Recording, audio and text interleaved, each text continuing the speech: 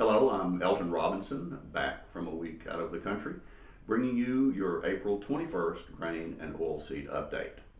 First, the latest export summary based on reports from exporters for the period April 7th through April 13th. Wheat exports of 740,800 metric tons were up 17% from the previous week and 26% from the prior 4-week average. Destinations were primarily Mexico, Nigeria, Indonesia, Japan, China, and South Korea.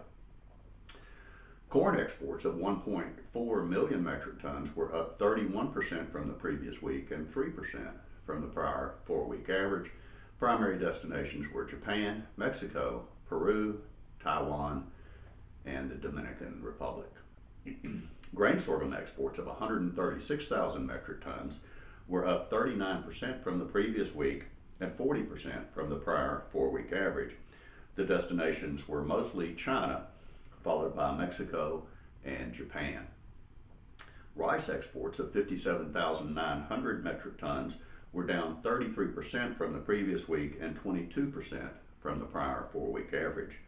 The destinations were primarily Colombia, Saudi Arabia, Haiti, Mexico, and Taiwan. Soybean exports of 431,000 metric tons were down 47% from the previous week and 40% from the prior 4-week average. Destinations were primarily the Netherlands, China, Mexico, Indonesia, and Peru. Soybean meal exports of 197,500 metric tons were up 4% from the previous week, but down 29% from the prior 4-week average. Destinations included the Philippines, Mexico, Dominican Republic, Monaco, and Canada. Soybean oil exports of 66,500 metric tons were down 85% from the previous week and 80% from the prior 4-week average. Destinations: Mexico, Canada, and Honduras. Beef exports of 13,700 metric tons were down 2% from the previous week, but up 1% from the prior 4-week average. Destinations included Japan, South Korea, Hong Kong, Mexico, and Canada.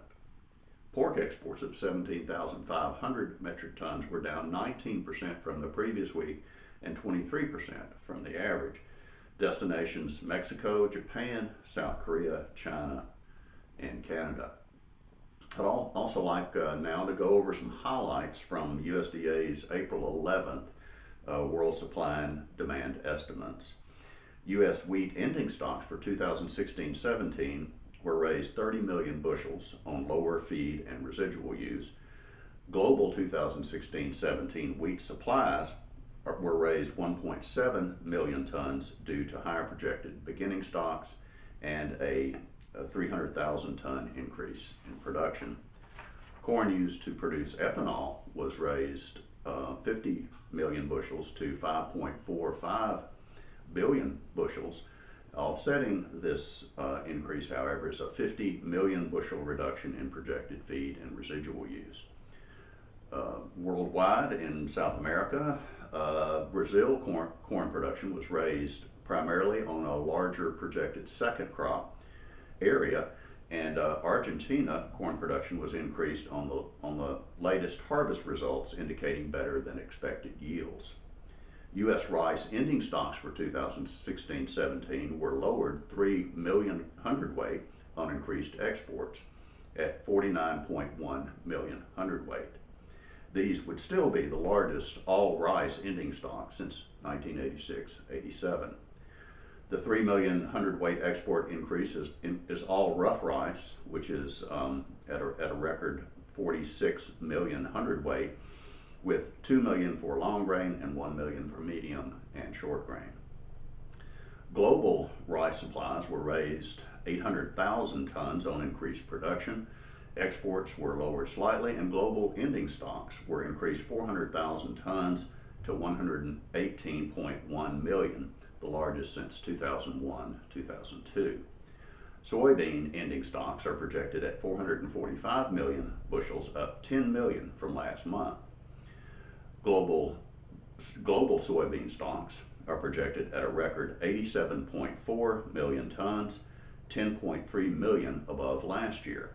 Soybean meal production was raised 300,000 tons due to higher projected crush, and soybean meal stocks were increased 900,000 tons.